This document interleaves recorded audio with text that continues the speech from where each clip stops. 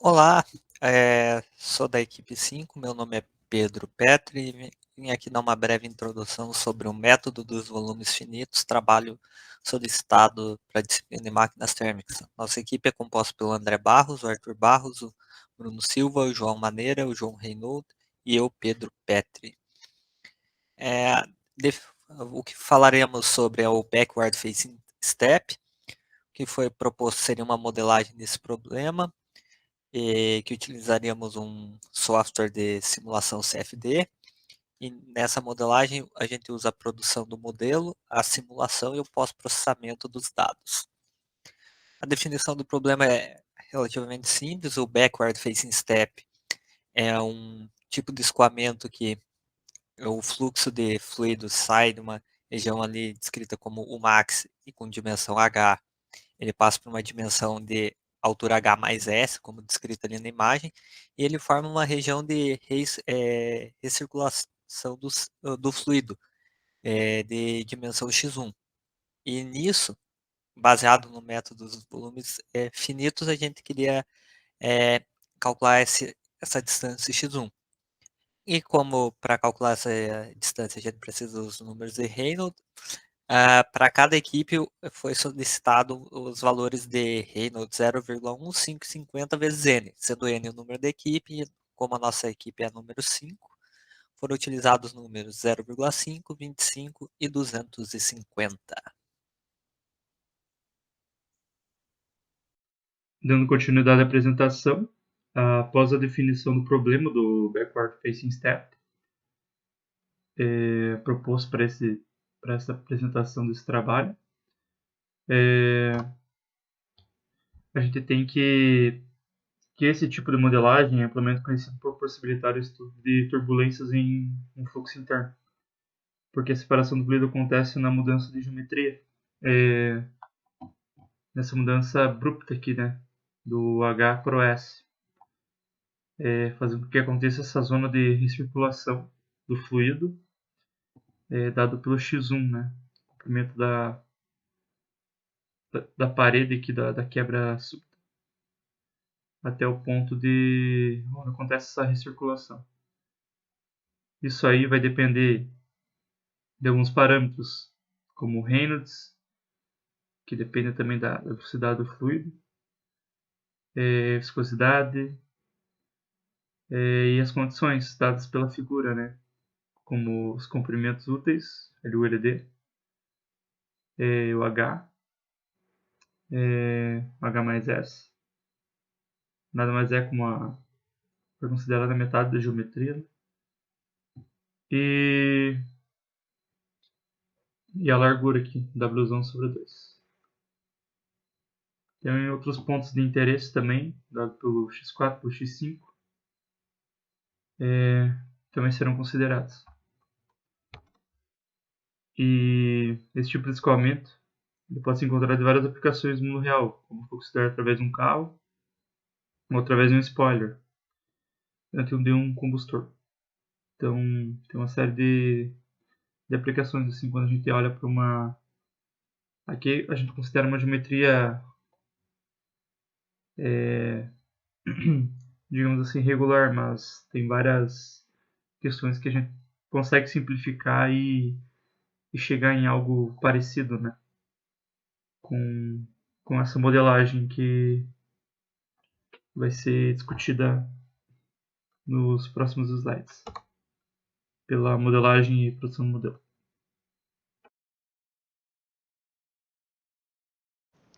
Para a gente produzir o modelo, é mais fácil a gente começar a partir de um arquivo que a gente já conheça dos tutoriais aqui do OpenFOAM, do que a gente começar a criar as pastas do zero. Então a gente pode muito bem aqui ou ir pelo terminal ou ir até para onde você tem gravado o teu OpenFOAM, vir aqui, abrir o teu usuário em Run in Tutorials e achar. Nesse caso a gente vai usar um exemplo que é incompressível e a gente está usando o Ecofoam. Então a gente pode achar algum desses exemplos aqui, pode ser o Cavity, copiar, colar em qualquer lugar que a gente queira. E no meu caso que eu colei bem antes aqui, criei vários casos. e começar a partir dele. Então vamos vir aqui a partir do BFS. Quando você copiar e colar, normalmente você vai ter essas três pastas aqui, 0, constant e system. Essa aqui foi um documento que eu criei e esse aqui é um código que eu coloquei para a gente conseguir fazer o processamento em vários processadores, mas não é vários cores, não é a hora de falar disso. Então, copiando isso e colando, você pode mudar o nome e colocar o nome que você quiser. Então vamos partir primeiro como que a gente vai fazer essa modelagem. O jeito mais fácil a gente primeiro ir na pasta System. Então aqui cd System.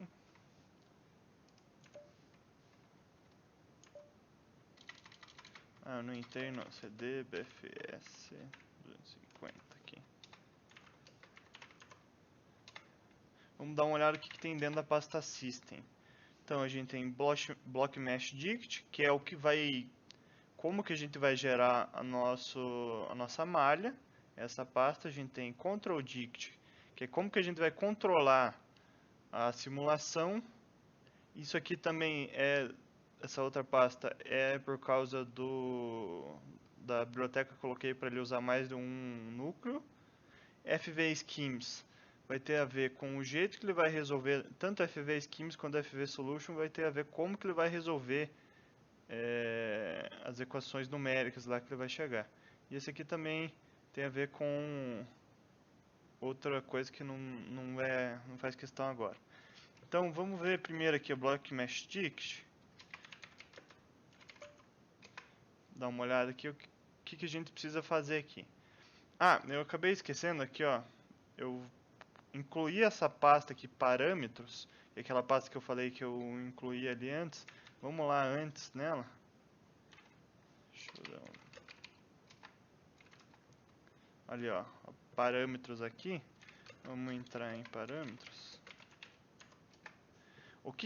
Por que eu criei isso aqui? É um documento de texto que tem todas as minhas propriedades e os parâmetros dessa simulação nele inteiro aqui. Então, quando eu quero alterar alguma coisa na simulação inteira, eu altero aqui e roda a simulação, que está tudo resolvido. Não tem que ficar abrindo essas milhões de pasta para vir. Então, eu separei aqui, ó, em propriedades do escoamento, a gente tem o Reynolds, que é 250, e a viscosidade, que eu chamei de 1. Aqui tem a tabela das dimensões do problema. Como está tudo adimensionalizado, eu deixei tudo 1. A altura 1. E esse que HB vai receber a altura 1. E aqui só algumas contas de proporção, que é seguindo algo próximo daquilo que o artigo colocou, para a gente garantir que está totalmente isolado o backward facing step. Esse aqui tá uns números menores, mas eu conferi que tá conseguindo isolar bastante. Ele tinha colocado acho que 100 vezes, eu não me lembro qual que era o número exato lá no... Mas aqui é para Reynolds bem mais alto, né? Ele vai para Reynolds até 1000. Então aqui é só definindo as dimensões. Aqui DZ é a espessura dele. Espessura do... Eu só coloquei 1 para ele deixar bidimensional. Depois aqui eu coloquei o número de divisões de malha, nós vamos ver isso aqui depois, mas é só para a gente ter noção do número de quantas divisões da malha que a gente vai ter. E aqui é um esquema para a gente escolher a proporção da divisão da malha. Nesse exemplo aqui, no caso, eu deixei tudo em 1, para que a malha seja igual em todo o comprimento, porque nesse exemplo, como o Reynolds é mais alto, ele acaba utilizando a área de estudo dele é bem grande até, então eu achei melhor deixar tudo a malha constante em todo o volume.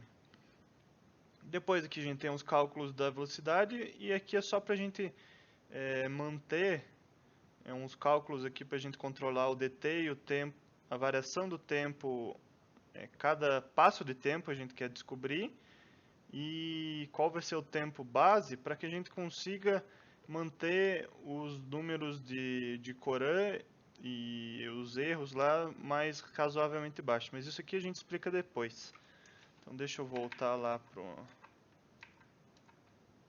System e entrar no Block Mesh Dict. Então, como que a gente... Aqui eu incluindo só... ele vai trazer, lembra que eu setei a altura HB, a altura HF, H, o LF, eu setei tudo lá como 1 e dependente desse HB. Então aqui eu só vou colocar como variável aqueles valores que eu coloquei. Então se eu alterar lá, ele altera aqui. O que a gente precisa primeiro quando entra aqui no bloco de Mesh Dict e fazer? Setar todos os vértices do nosso problema aqui nessa tabelinha desse jeito. Colocar o x, o y, z, x, y, z, x, y, z, todos os vértices. Depois disso, olha, está até escrito vértices. Depois disso a gente precisa setar os blocos. Por que a gente tem 3 blocos? Porque é mais fácil da gente estudar desse jeito. Vai ter o bloco de entrada, o bloco de cima e o bloco de baixo. Setando esses 3 blocos aqui, eu até escrevi aqui, ó. Você pode setar de qualquer maneira esses vértices e os blocos também. Só que é mais fácil que você siga uma ordem que você faça sentido para você conseguir setar as outras coisas em cima. Que nem quando você vai setar o bloco aqui, você precisa saber qual o vértice que é o vértice 0. Senão você não conseguiria chamar. E aqui, como eu escrevi, ó, você pode chamar qualquer face desse bloco, só que você precisa primeiro chamar uma face e depois chamar a face oposta, para você conseguir definir um bloco. Então é bom você saber qual ordem que é essa para você conseguir chamar. Então aqui é o vértice 1, o vértice 0, o vértice 1. O vértice 6, vértice 7. Então é assim que você chama. Daí aqui, quando você chama o bloco, você já tem que dizer o quanto número de divisões a tua malha vai ter por eixo. Então, como eu chamei lá em cima meus parâmetros aqui, eu já tinha definido isso lá. Eu coloquei 20 no HB, acho que era 20 e o resto depende do HB. E aqui, Simple Grading é só um jeito da gente... Tem outras maneiras da gente chamar... É uma função que vai definir o grading. Como que o mesh vai ficar... Eu não sei a tradução agora. O grading, tá? E aqui que entra aquelas proporções que eu disse lá, que se a gente alterar, ela vai ter mais quadrados ou mais mais quadradinhos, mais cubos, dependendo da posição que você está. E como eu deixei tudo 1 lá, vai ficar uma malha totalmente constante. Mas se eu colocasse 2, por exemplo, ia ter o dobro de malha aqui do que em X aqui. Isso depende, aqui dá pra gente ver, aqui seria a proporção em X, a proporção em Y e a proporção em Z. Como a gente está definindo como uma coisa, nem tem por que fazer a conta. Os edges a gente não precisa entrar em questão. E vamos no contorno. A gente vai chamar aqui 4 tipos de contorno, se eu não estou enganado. Não, 5 tipos de contorno. A gente vai chamar a entrada e dizer qual a face. É só para a gente dar os nomes, para a gente conseguir depois verificar as contas, dependendo da qual face que a gente está. Mas tem que definir essas boundaries para depois a gente conseguir fazer as contas. Então a gente chama a entrada, aqui a gente diz que ela é do tipo patch e que ela é face. Então, o tipo patch é o tipo mais simples que a gente tem. A saída é a mesma coisa da entrada, só que a gente tem duas faces, porque quando a gente definiu os blocos, a gente definiu 2 blocos separados. Aqui, como eu estou dentro do código, vai ser meio difícil de eu mostrar o que é cada bloco, mas ali se você definir só um bloco, você poderia, só um bloco na saída ali, você poderia pôr só uma face aí no total, mas como eu defini 2 blocos, é mais fácil pôr 2 faces. Daí tem a face de cima, que a gente chama aquela do tipo wall, e o que o tipo wall diz? Ele deixa a gente ter a condição do escorregamento. Isso já ajuda bastante. Dependendo do tipo que você chamar aqui, que o contorno ali você vai ter algumas opções. O patch é o bem simples, você vai definir entrada e saída. O wall normalmente usa para dizer que tem condição de não escorregamento ou uma temperatura ou algo constante. Por exemplo, aqui a gente vai chamar que a velocidade vai ser igual a zero nesse contorno. Então é por isso que a gente diz que em cima é o all e embaixo também é o all, a gente vai chamar. Só que aqui embaixo a gente teve que chamar 3 faces, porque tem a face aqui, aqui e aqui. Eu não vou conseguir mostrar para vocês enquanto não gerar a malha. E tem a front and back, que é os dois lados. Se a gente for olhar pelo eixo X, como a gente está olhando num problema 2D, a gente precisa definir que e o programa só faz as coisas em 3D, então a gente tem que dizer que essas faces aqui elas são do tipo vazio. Então eles não vão interferir na nossa conta. Só que mesmo assim a gente tem que definir eles. Então é isso. Daí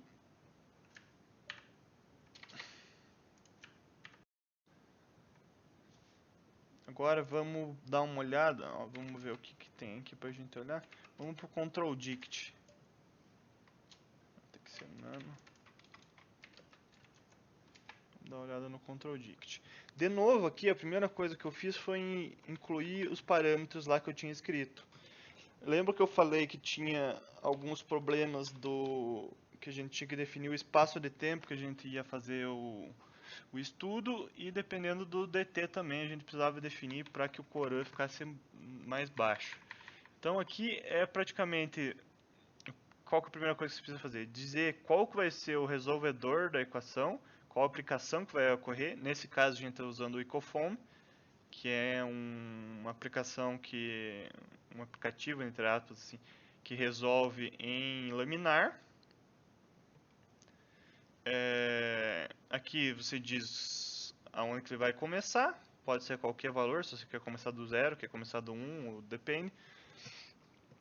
O stop at quando ele quer terminar, e daí você diz aqui, ó, aquelas contas que eu fiz lá antes no parâmetro, eu cheguei em um TF aqui para a gente conseguir terminar. Mas isso eu poderia claramente escrever aqui só um tempo e ir testando, ver se fica mais fácil. Só que quando você tem a pasta parâmetros lá é mais fácil, porque se você dá um problema, você só abre parâmetros e muda tudo lá, né? Então fica mais prático, em vez de ter que abrir o system e daí entrar em Ctrl Dict para mudar. Então aqui o delta T é aquele DT que eu calculei lá antes para manter o Coran baixo. O end time é o que eu acabei de falar. E aqui o write control, ele vai, a cada certas quantidades de tempo, ele vai escrever como que está a simulação. E o resto aqui não tem muito por que dar uma olhada. Tá. Agora, como eu já falei ali, o decompose part tem a ver só com uma biblioteca que eu instalei a mais. O FV Schemes e o FV Solution já dá para deixar no como você copiou, que não vai ter muitos problemas. Só se você vai para uma coisa muito mais complexa, que você tem que dar uma olhada em como que ele está resolvendo numericamente os problemas. Mas nada que não dê para ser estudado. Tá. Agora vamos dar uma olhada, nós estamos aqui no BFS 250. Então vamos para constante, ver o que ela tem dentro. Ela tem a polymesh, que vai ser onde ele vai guardar as informações do mesh que a gente vai criar, da malha. Ele vai quando a gente gerar a malha, ele vai guardar tudo ali dentro. E vamos dar uma olhada na outra, Transport Properties. A única coisa que, como a gente está trabalhando com coisa incompressível e sem variação de temperatura, sem nada, a gente está vendo só a velocidade. Então a única coisa que a gente tem aqui para chamar no Transport Properties é o núcio. E como eu deixei tudo adimensionalizado e deixei a viscosidade como 1, aqui o núcio não, a viscosidade cinemática, vai ser igual a 1. Lá nos parâmetros eu disse que a viscosidade cinemática é igual a 1. Então aqui é só chamando a viscosidade cinemática. Mas caso a gente tivesse um problema com temperatura, alguma coisa, a gente teria que dizer quais as propriedades de transporte aí do escoamento aqui.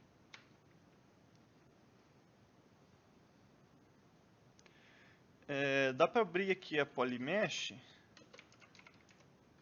mas vocês vão ver que só tem, a partir do momento que você gerar a malha, você vai guardar um monte de informações aí, como a boundary, a faces, os vizinhos, quem que é dono de quem, os pontos, mas isso não é só depois da gente gerar a malha. Tá, vamos agora, depois da gente olhar tudo isso, a gente olhou, a gente definiu como é que vai ser a nossa malha. Definiu como é que vai rolar a simulação no Control Dict. A gente foi lá e viu a constante ali de transporte, que a gente disse qual que é a viscosidade cinemática. O que a gente precisa mais? Dizer qual que é a condição de contorno inicial, que é, que é nessa pasta 0 ali, ó. CD0, a gente vai ver que tem condição de contorno de pressão e de velocidade inicial. Se a gente for ver aqui a da pressão primeiro, gente, ó, aqui quando ele tem essas barras aqui e coisa, é só para ele fazer, ele calcular, o próprio programa calcula para ver se você está com as dimensões batendo certo, mas como está tudo dimensionalizado, não tem muito erro aqui. Então, primeiro você vai ter esse internal field aqui, isso vai dizer que ele é uniforme. Como ele é uniforme, a gente não precisa dizer nada. Então ele vai começar com um campo de pressão uniforme. Então, o campo interno vai ser igual a zero. Então não vai ter nenhuma variação, então é como se tivesse tudo parado e as pressões tudo igual. O que se espera quando a gente está iniciando, né? Daí aqui, como que vai ser os campos da boundary, do contorno. Ele vai começar com zero gradiente na entrada, zero gradiente no top, zero gradiente no bottom. Na saída, a gente vai dizer que ele vai ter uma saída uniforme. E como a gente disse, uniforme a gente pode deixar igual a zero. E front and back a gente vai dizer que ele é vazio. Porque do mesmo jeito que eu disse ali antes, ele não pode afetar a conta aqui. Porque ele é só uma parede que não existe, né? Então, como a gente disse que ele era uma parede vazia antes, a gente tem que dizer que aqui o campo dele é vazio também. Então aqui é só a gente dizendo como que ele vai ser no instante zero, esses campos. Se a gente for olhar para o campo da velocidade aqui, vai ser mais ou menos a mesma coisa. A gente vai dizer que vai ser um campo inicial aqui uniforme igual a zero. De novo aqui incluir os parâmetros para a gente conseguir usar. Então, como que a gente vai... Aqui a gente olhando primeiro o campo da entrada, que é aquela fase que a gente disse lá antes. A gente vai dizer que vai ter um valor uniforme, é do tipo do valor constante. E ele vai ser sempre a velocidade de entrada, que eu calculei aqui nos parâmetros, eu não sei se eu cheguei a mostrar, mas tinha um cálculo, dependendo do Reynolds que a gente punha e da viscosidade, ele dava essa velocidade. Dependendo da altura também, né? Então, só que como está tudo adimensionalizado, essa velocidade é bem previsível ali. Não tem nenhuma dificuldade, é tudo 1 sobre 1 e Reynolds praticamente. Aqui está a continha, ó.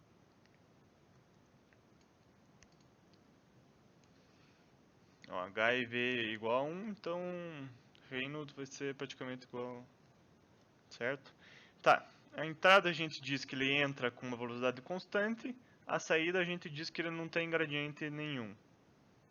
Então a gente já está dizendo que aqui a saída ele vai ter que ser sem gradiente.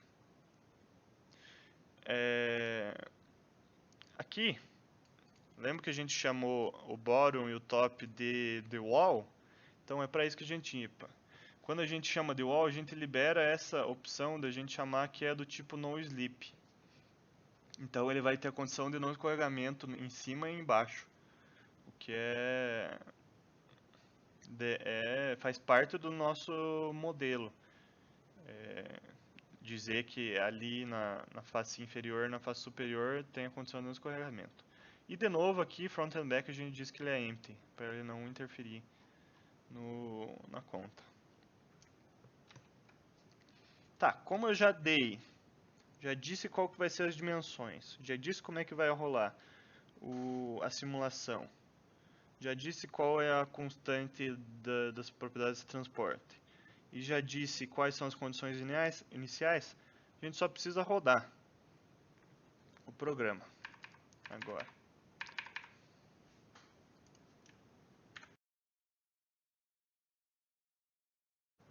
Tá, agora só falta a gente rodar. Então, qual que é o primeiro passo aqui que nós precisamos fazer? Primeiro a gente precisa gerar a malha. Como a gente já escreveu tudo como que ela vai ser, quais suas faces, quais as condições, os vizinhos, que a gente já disse, a gente pode simplesmente mandar aqui um block mesh que ele vai rodar e criar a nossa mesh. Se ele tiver algum problema, ele vai avisar aqui antes. Mas é sempre bom a gente dar esse comando aqui check mesh, que ele vai fazer umas contas e conferir se nossa malha vai tá razoável. Como deu para ver aqui, a gente tá tudo bom. Não tem nada que ele disse, olha, ele disse mesh ok, então tá tudo bom. Como eu disse ali antes, eu estou rodando uma biblioteca diferente para conseguir fazer o meu processador fazer uso melhor. Então eu vou colocar esse comando aqui, mas normalmente você não precisaria. O que esse comando aqui faz? Ele vai dividir a nossa malha em vários, nossa malha e nossa conta em vários processadores aqui. Mas normalmente você não precisa disso. Você poderia simplesmente só mandar escrever aqui, ó, ecofoam, que é o nosso resolvedor de equações. Até eu vou mandar rodar aqui para você ver. Ó, escrevi isofoam. Ecofoam. Aqui ele vai começar a resolver. Só vou cancelar ele porque ele vai demorar demais, já que eu tenho a outra biblioteca. Mas é isso que você precisaria fazer. Se vai rodar em um core apenas do processador, é só você mandar o ecofoam que ele vai resolver tudo. Mas como eu tenho essa biblioteca, eu posso chamar essa biblioteca em mprun, dizer o número de processadores que eu defini antes, de cores, colocar o aplicativo que eu quero rodar, que no caso é o ecofoam, e dizer que ele vai rodar em paralelo. Então aqui mandando, ele vai resolver do mesmo jeito que o ecofoam sozinho ia resolver, só que ele resolve bem mais rápido, se o seu processador tiver mais de um core, né? Como a gente está vendo aqui, a simulação foi bem escolhida, a gente está mantendo um core bem baixo, e o máximo do core também está baixo, e os residuais também estão para baixo de 10 a menos 6. Então, depois de terminar aqui a simulação, eu volto.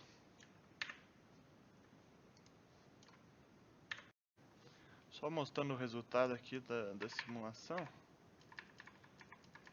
Cadê? Aqui, ó. Jogar o parafoam built-in, para que a gente consiga abrir essas várias pastas. Deixa eu só mostrar aqui o LS. Que a gente pode ver aqui que ele criou as várias pastas do processador. Se eu abrir aqui o processor 0, a gente vai ver. Não, é o nano, né?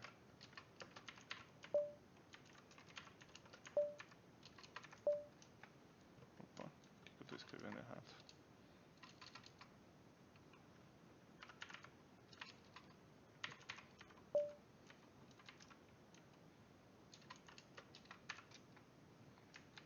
Ah não, ele é uma pasta, né? Não.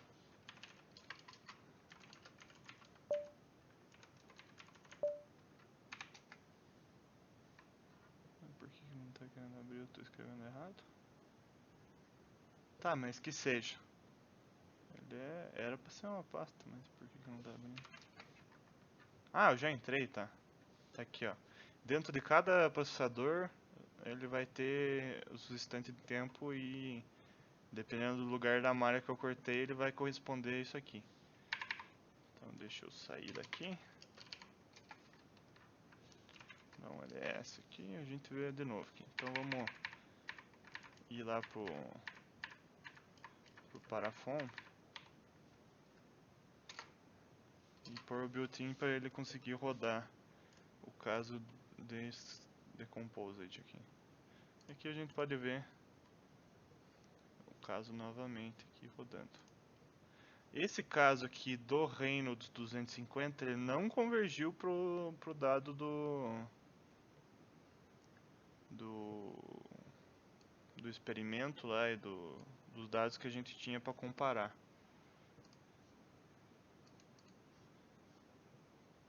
Mas vou mostrar isso depois. Deixa eu só trocar a cor aqui para mostrar. Aqui ele vai dar 8.12, alguma coisa assim. Aqui no fim não vai dar, era para dar menos de 6 ou 6 ponto alguma coisa, segundo o dado lá. Mas vou rodar as outras programações agora aqui. Deixa eu fechar aqui. Vamos dar um cd ponto.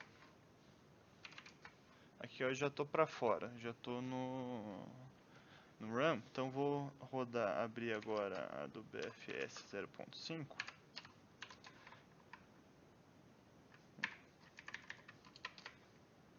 Como a gente pode ver aqui, ó, de novo, eu tenho todos os processadores abertos, então eu vou apagar os processadores só para mim poder fazer a programação, rodar a simulação de novo. Deixa eu pôr Decompose agora. Decompose, agora vamos rodar nos 12 núcleos. Esse aqui de novo, dá pra gente ver aqui que o residual tá 10 a menos 8, 10 a menos 7, bem parecido com o que a gente tinha ali antes, só que agora o início do residual aqui também é bem mais baixo. Só que ele rodou bem mais fácil aqui porque dá pra ver que o espaço de tempo não é tão grande. E a malha em si é menor, eu fiz uma malha menor para esse aqui porque o outro não estava convergindo, eu tentei fazer ele convergir. E quanto mais eu afinava a malha, mais longe ele ia. Então esse aqui convergiu com uma malha menor. Menor não, uma malha menos refinada do que aquele outro. Aquele outro tá com uma malha bem fina. Então aqui como rodou, deixa eu dar ls para você ver aqui que cada processador está aberto. E a gente dá para ver aqui, deixa eu subir aqui o número de cora sempre mantendo baixo pra caramba. E o máximo também baixo. E os residuais abaixo de 10 a menos 7 no geral. Então deixa eu abrir a simulação aqui só para mostrar.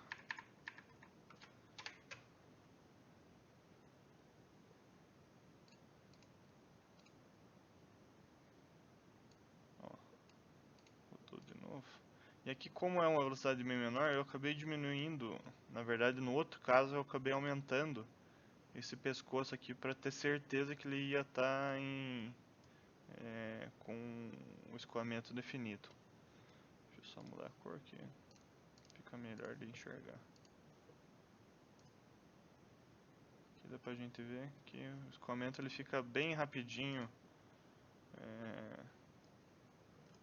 permanente. Até que ele só tem 49 steps aqui. Então deixa eu pôr String Tracer. Não sei porque ele tá crashando desse jeito.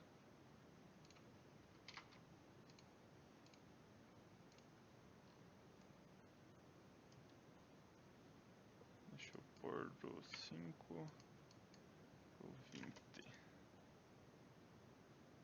É 4, né? Pros 10 vamos pôr aqui.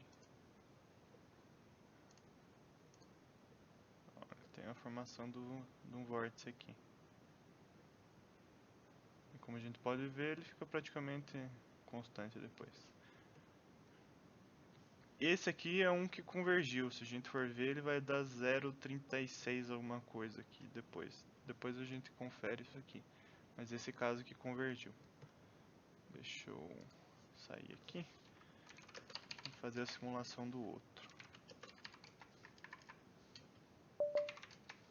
Vamos pro BFS 25, que é o caso com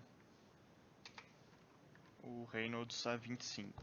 Aqui de novo os processadores eu vou ter que apagar para fazer a simulação de novo. Apagando os processadores.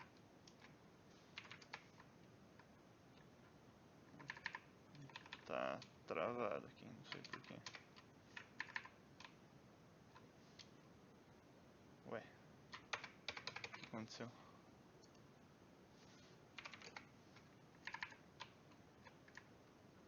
Eu já volto aqui, não sei o que aconteceu que travou. Aí, logo em seguida ele destravou, que eu não sei se foi um problema da minha máquina, o que aconteceu. Mas de novo, vamos decompor. Decompose. Compose par. Ele já criou os processadores e agora vamos rodar o código nos processadores.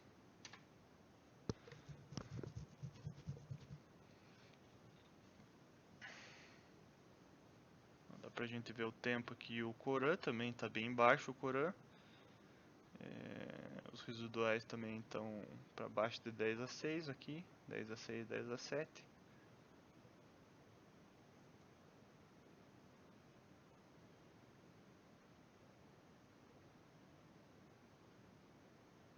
Esse aqui vai demorar um pouquinho mais porque é um escoamento mais rápido.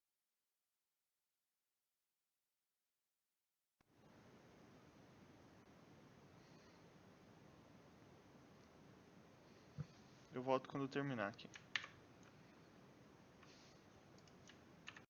Aqui ele demorou 187 segundos, então demorou bastante para rodar aqui a simulação.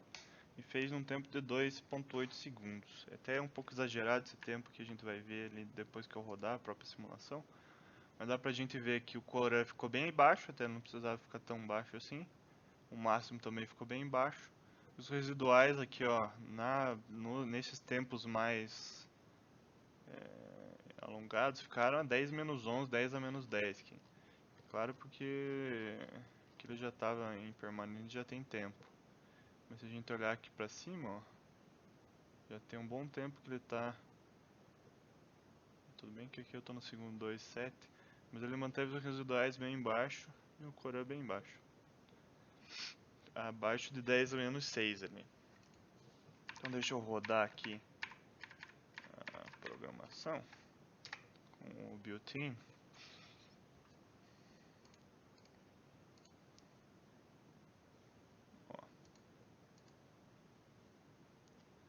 Só colocando aqui os parâmetros certos e mudando a cor.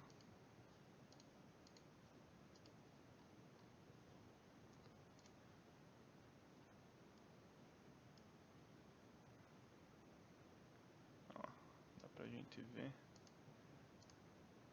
Deixa eu te mostrar como é que eu fiz a malha aqui, ó. A malha ficou bem mais refinada nesse canto para essa simulação aqui. Deixa eu tirar aqui. Ó, ele ficou extremamente comprido, não precisava estar tão comprido, até dá pra mim diminuir isso aqui, ó. Ele já está em estado permanente faz tempo. E rodou muito mais. Até eu acho que eu copiei errado o número e nem não tinha percebido que tinha durado tanto tempo essa simulação. Só mostrando aqui o filtro 4x44, 02, 0.5 e 0.5.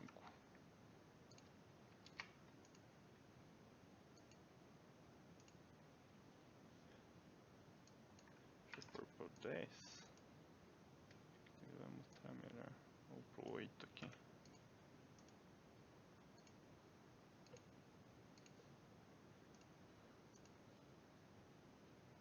Olha aqui o vórtice se formando. Esse aqui também convergiu para o que os dados experimentais deram. Até eu não me lembro exatamente qual o número agora. Então dá pra mim pôr a régua aqui. Vamos pôr do 4 pro 44. 0.5. É meio difícil o programa fazer isso aqui enquanto eu tô rodando o troço, mas... Ah, ele vai dar 1.30 e pouco, se eu não me engano. Deixa eu pôr no 0.25. É, ele vai dar 1.30 e poucos aqui. Se eu não estou enganado. Mas aqui, ó, dá pra gente ver que rodou. Depois a gente mostra mais os dados exatos aqui. Deixa eu pôr no final, mas nem precisava. Aqui, ó. Meio, 1,5. Tô fazendo a conta errada. Coloquei 0,25. 25, meio, 1,25, 1,5. É 1,8, alguma coisa. Só que eu tô fazendo as continhas erradas. Mas é isso. Deu pra ver que rodou aqui. E dá pra ver claramente que isso aqui foi suficiente pra manter, pra fazer estar deixar com o escoamento definido. Até aqui assim ele já tá com o escoamento definido. Dá pra ver que as linhas não mudam. Então é isso.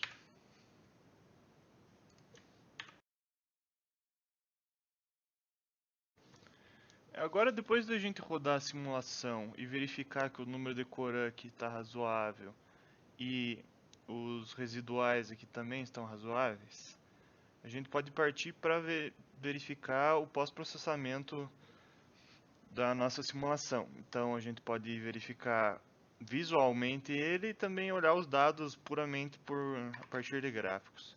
Então a gente pode abrir aqui o ParaView diretamente, ou então abrir alguma coisa que a gente tenha salvo aqui, algum dado salvo, por exemplo aqui o BFFOM, por aqui, ou a gente pode ir direto aqui pelo Parafon Built-in, que tem que colocar desse jeito por causa do que eu separei o processamento em vários cores do processador, então tem que pôr esse built-in para ele rodar. E o Parafon ele já cria uma pasta. Se você não salvou ainda, ele pega a simulação que você rodou e cria uma pasta para poder abrir direto.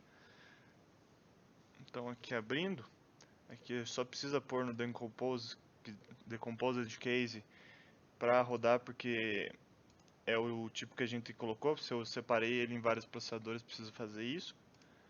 E aplicar aqui. Então aqui ele já abriu a nossa malha e já está mostrando no instante 0,08. Não vai dar no zero aqui porque ele não tem a condição de contorno. Aqui ele vai. Se eu pôr no zero. Ah não, até que funcionou no zero. Deixa eu pôr aqui no campo de velocidades. E deixa eu pôr. Só deixa eu mudar aqui a cor para ficar mais fácil de visualizar. Ó, aqui ó. Dá pra gente ver claramente o escoamento rodando. E aqui a gente vai ver que a partir do instante da simulação 300, ele vai entrar em estado permanente. Não vai variar mais aqui o escoamento. Ó. Ele tem até 500 para rodar, mas nem precisava. Eu só coloquei para questão de... Tá, agora que a gente conseguiu ver o escoamento mesmo, como que a gente tira os dados aqui? O que a gente quer nesse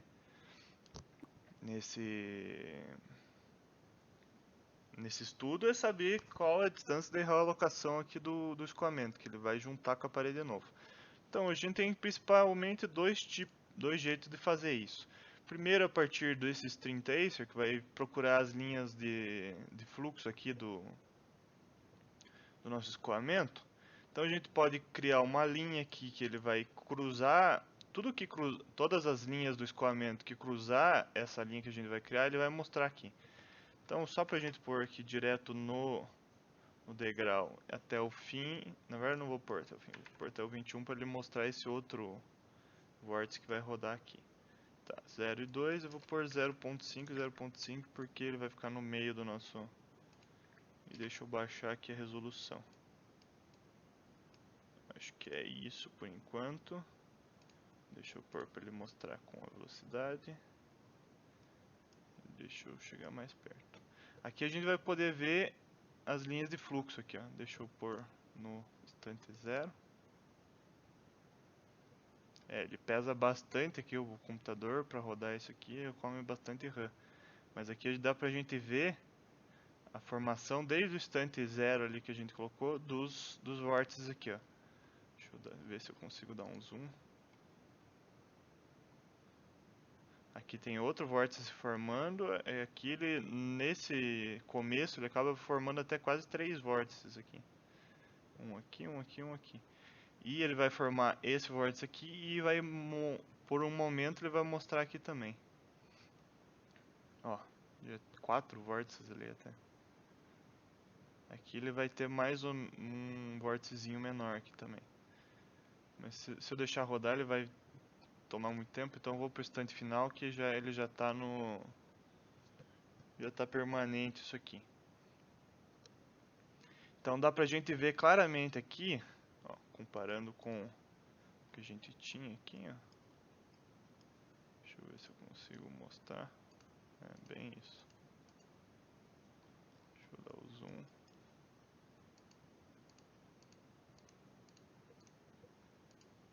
Aqui o vórtice, aqui o vórtice, aquela menor forma aqui, mas em instantes anteriores.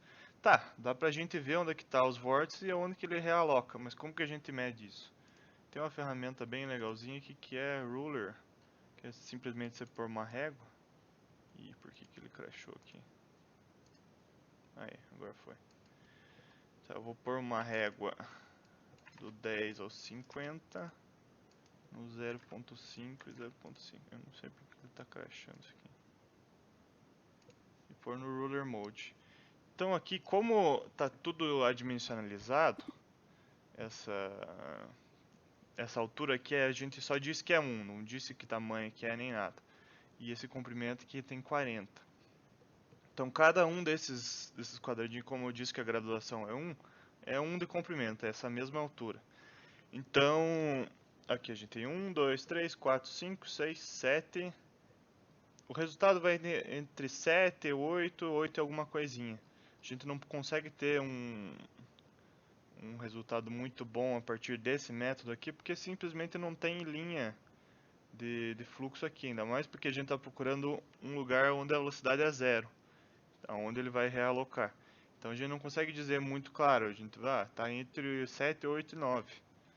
Até dá para mim aumentar aqui a graduação, ó, vamos por 0.5, e vai dar pra gente, ou 0.25, 0.25, aqui vai dar pra gente ver, mas mesmo assim fica difícil. E se eu aumentar aqui, deixa eu vir no... aumentar o número de linhas de fluxo aqui, ó. Ah não, eu errei aqui. Aumentei 10 vezes, mesmo assim, ó, não vai dar pra gente dizer com precisão aonde que está o ponto do X que a gente está procurando aqui. Então tem um método, um outro jeito que é mais preciso, que a gente não precisa olhar e a gente determinar qual é o ponto. Então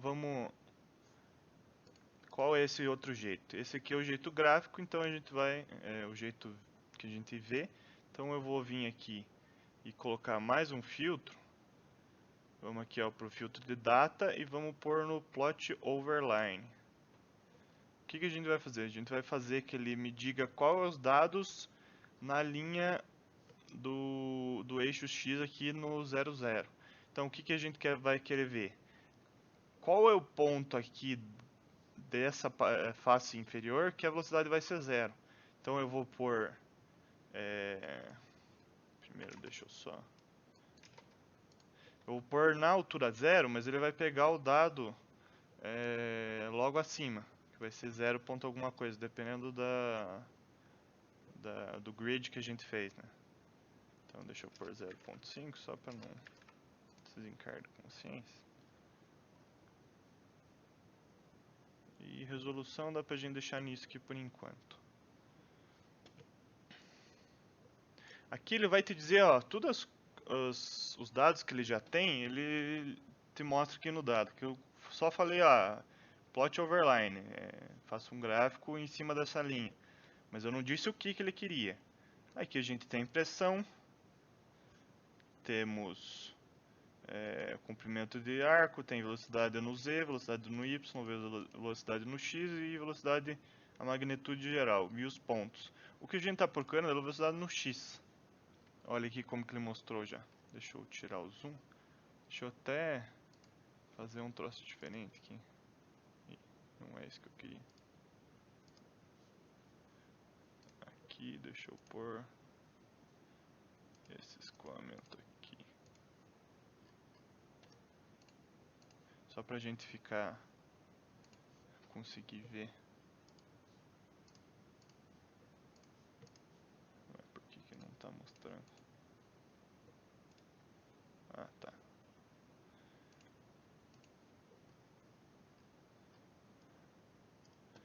Como a gente pode ver, que eu coloquei para ele plotar a partir daqui até o fim.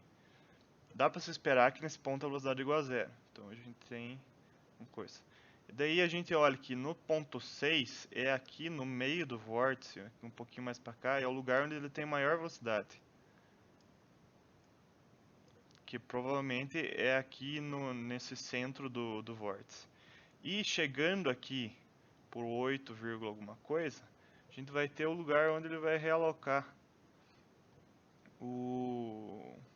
é o x que a gente está procurando, que a velocidade da componente x vai ser igual a zero. Então ele não está andando nem assim nem assim, ele simplesmente tem um ponto parado. Ele pode até estar mexendo para cima e para baixo, mas até a gente pode conferir isso aqui. Deixa eu pôr no plot aqui. Cadê os dados do plot? Vamos pôr, ó. Esse aqui é o y. Não, ele vai dar muito próximo de zero também aqui, nesse mesmo ponto.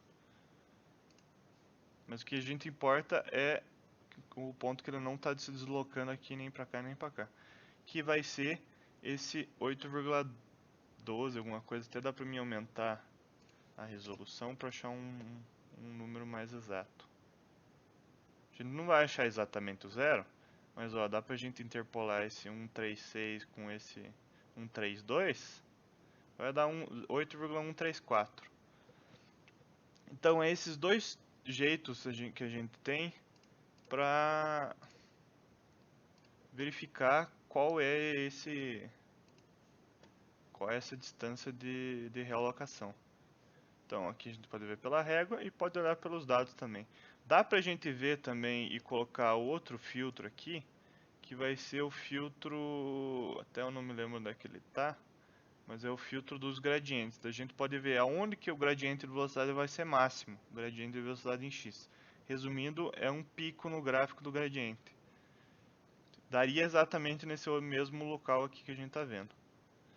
Só que em vez dele ser um ponto de zero, ele seria um ponto de pico, que é a maior diferença que ele daria no mesmo lugar.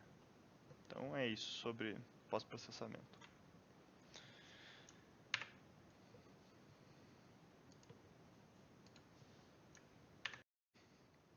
Agora só mostrando aqui o pós-processamento, eu mostrei ele antes no programa, mas é só que eu deixei mais organizado no slide. Então, a gente tem os dois tipos principais aqui que a gente usou de pós-processamento. Um é utilizando aqui a régua e olhando visualmente mesmo aonde que está esse vórtice, aonde que ele termina, que a gente pode ver que vai terminar no 8, alguma coisa, até dá para deixar mais fina essa régua. E só deixei aqui bem claro quais são os filtros que a gente utiliza. O String Tracer para achar as linhas de fluxo e a régua. Já outra maneira é a gente pegar os dados e plotar eles em um gráfico. E como eu mostrei lá no programa, já a gente procura em qual lugar, qual o x que vai ter a componente da velocidade ux igual a zero. Então, onde que ele vai estar parado vai ser esse ponto aqui.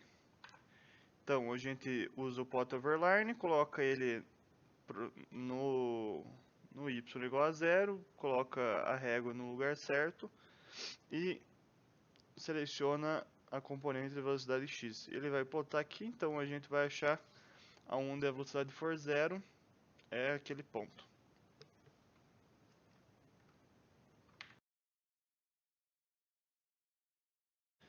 Agora aqui só mostrando os resultados das simulações que a gente conseguiu. Aqui é a simulação do Reynolds igual a 0,5. Eu já mostrei ali ela antes na parte da simulação, mas aqui eu só organizei com os prints para ficar mais fácil da gente visualizar novamente aqui. Então aqui a simulação inteira que ela ficou desse jeito bem rapidinho, acho que 0.3 momentos de tempo ele ficou dessa maneira já.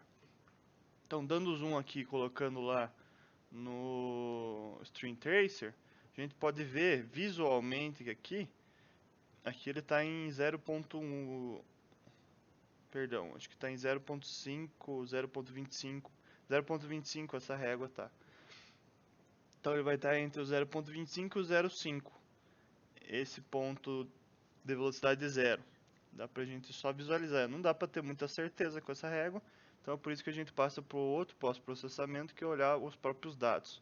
Então olhando ali e aumentando a resolução, a gente chega aqui, esse x, esse ponto onde a velocidade vai ser zero, é 0,36. E aqui é o gráfico da velocidade dele no eixo X aqui embaixo no geral. Então a gente pode ver que aqui onde está mais azul, mais escuro, é onde tem o vórtice, dá para ver claramente aqui, é um ponto, ó, antes do 2, a partir do 2 ele começa a ficar praticamente constante a velocidade, porque ele está em regime permanente. A partir do 2 seria 0.25, então vai ser a partir daqui, dá pra gente ver claramente que ele praticamente não muda mais a velocidade aqui, e fica totalmente igual. Então tá coerente os dados. Opa. Novamente mostrando aqui os dados, só que agora para a simulação do Reynolds 25. Opa. Também já mostrei essa na hora que a gente foi fazer a simulação. Então aqui, de novo, um comprimento suficiente para deixar o escoamento permanente. E mostrando os dados aqui que a gente conseguiu. Isso aqui, ele demorou mais que o outro, obviamente, para ele entrar em estado permanente, mas ele, acho que no instante 300, se eu não estou enganado, ele entrou em estado permanente. Se eu não estou enganado, tem que conferir. Até dá para mim abrir a simulação depois de novo para mostrar isso. Mas aqui, olhando pelo primeiro processador, a gente pode ver que está de 0,5 e 0,5. O X está entre 1,5 e 2. E olhando aqui para os dados mesmo, lá do plot overline, no y igual a 0, no eixo x, a gente pode ver que a velocidade de x, como dava para prever, é igual a 0 no ponto 1.7. Então é praticamente aqui no meio desses dois. Novamente, agora os resultados para o Reynolds igual a 250. Já mostrei essa simulação lá dentro do programa, eu só tirei prints e coloquei aqui, como eu disse antes, porque fica mais fácil e não fica dependendo do programa carregar e rodar. Até porque essas linhas de fluxo aqui são bem pesadas para rodar. Então, mostrando aqui pelo gráfico que a gente já dá para ver que ele chega mais ou menos a 1, 2, 3, 4, 5, 6, 7, 8. Então ele vai estar no 8, alguma coisa. Só olhando aqui pelo primeiro pós-processamento que a gente tem. Não dá para ter muita precisão, mas dá para dizer que ele está entre o 8 e o 9 aqui. Provavelmente mais aqui na fronteira com o 8. Já olhando para os nossos dados da velocidade que a gente conseguiu pelo segundo método de pós-processamento, que lá é o plot overline, a gente chega aqui a velocidade, o ponto onde a velocidade, componente da velocidade x é igual a zero, é aqui no 8,14. Aqui no gráfico a gente está mostrando 8,1436, mas é como ele não é uma linha perfeita, que eles são vários dados. Então, interpolando entre o dado positivo e o dado negativo aqui mais próximo do zero, a gente chega a 8,14. Não é exatamente, mas é uma aproximação a partir da interpolação.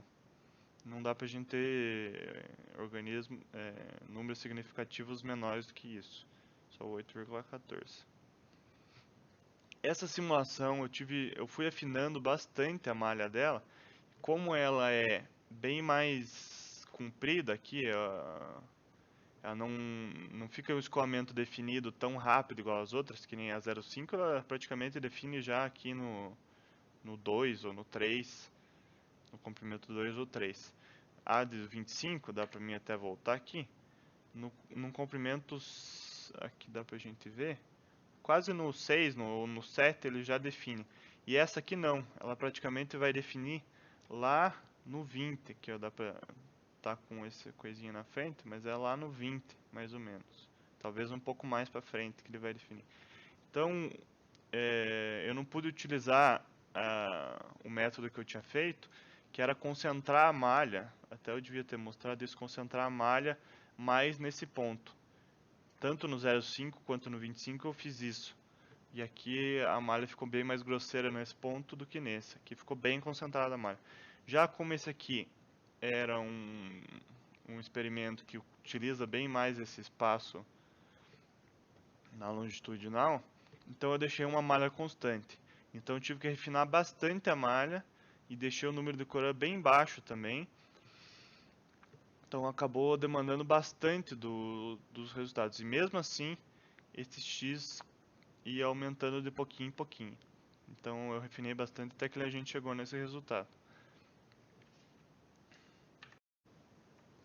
Aqui só eu botei todos os gráficos que a gente olhou ali da componente X da velocidade, de todos os experimentos que a gente fez, do Reynolds 250, 25 e 0.5, só para a gente ter uma noção de como que o perfil de velocidade e quais velocidades que cada um tá, só para a gente comparar aqui. O roxo é o 0.5, dá pra gente ver que praticamente não dá pra ver ele, porque se for comparar 0.5 com o Reynolds 250, obviamente é discrepante a diferença. Mas já o Reynolds 25 a gente consegue ter uma noção de enxergar aqui.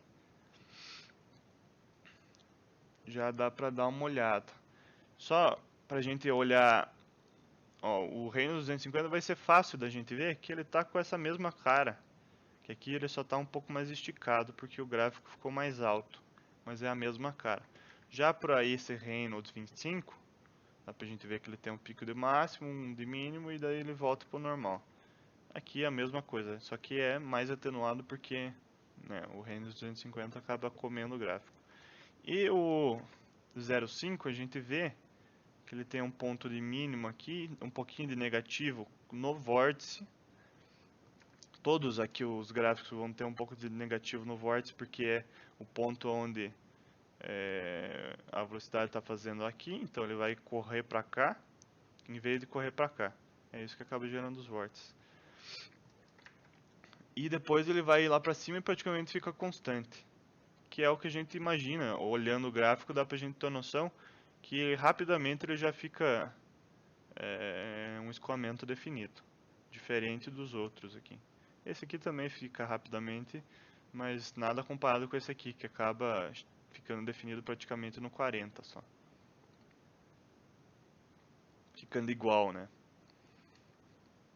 Isso aqui é só a comparação. E agora, comparando ele com os dados do artigo, dos dois artigos que foi fornecido para nós comparar, aqui ó, o Reynolds 0.5, que é esse roxinho aqui, a gente chegou num dado até que bem bom. O 0.5, como está em log, ele vai estar aqui um pouco mais para frente, mas praticamente a gente não tem definição para dizer se a gente foi assertivo ou não, mas que ele está dentro das expectativas, está. 0.5 a gente chegou no valor de 0,36, que dá para dizer que está aqui dentro. Já para o Reynolds 25, como ele está em log, aqui ele fica mais para frente, né? Não fica logo aqui do lado. Também a gente chegou num valor, talvez até eu deveria ter feito essa linha um pouco mais para cima. A gente chegou no 1.7, que também dá para dizer que a gente não tem definição no gráfico para dizer que está certo, mas está num valor assertivo. Já o Reynolds 250 já começa a ficar um pouco complicado. Não é fácil dizer se ele está correto ou não. Ainda mais quando a gente compara um gráfico com o outro. Nesse gráfico aqui a gente até como a gente está em base log, a gente pode ter uma incerteza aqui de dizer aonde que está o 250. Mas se a gente dizer que ele está mais ou menos aqui, a gente chega no dado que a gente conseguiu, que aqui, ó, no 250 chegou a 1.14, até ficou um pouco mais para cima aqui, dá para dizer. 1.14 acho que dá para dizer que está certinho. Mas se a gente for comparar com a outra figura aqui, o reino dos 250, ele daria no máximo 6 aqui, se a gente for traçar uma reta. Então, é meio difícil de dizer que esse valor deu correto. Eu acho que por alguma razão de resolvedor, talvez a gente não está contando com a turbulência, e talvez ele esteja em regime turbulento, algo do gênero, algum problema na solução que causou isso. Porque eu refinei essa malha bastante mesmo e ele continuou aumentando esse valor. Quando eu estava com uma malha bem grosseira, ele dava 7,5. Eu fui afinando a malha, e ele foi chegando nesse valor de 8,14, até que ele ficou mais constante nesse valor. Então é meio difícil a gente chegar nesse de dizer que está certo e chegou nesse 0,6. Eu não sei se é por causa da turbulência ou o que aconteceu que esse valor não convergiu para esse gráfico. Para esse gráfico até dá para a gente dizer que foi assertivo, mas é meio complicado a gente dizer que aqui é o log do 250, né? Então fica meio complexo.